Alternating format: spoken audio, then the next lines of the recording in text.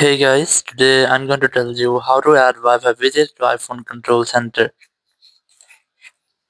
If you are using any iPhone and you want to add Wi-Fi widget to your iPhone control center, so let's see how can you do that.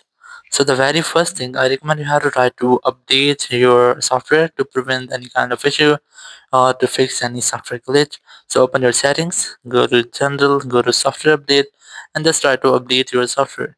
After updating software, just simply go back and here you just have to scroll down your control center, and here you can see Wi-Fi option here or widget here, and I'm going to add another. Just tap on the plus option at the top left, then you'll see a this type interface. Just tap on this add a control option. Now here you'll get Wi-Fi, or you can directly search from here. Just simply search for Wi-Fi, and you'll get that. Just tap on it, and it will be added. Now you can move it anywhere you want, and let's say I'm gonna add it on this place. So now tap on an empty place and your Wi-Fi widget is now ready. So now you can easily control your Wi-Fi from your control center. So in this way, you can easily add a Wi-Fi widget to your iPhone control center.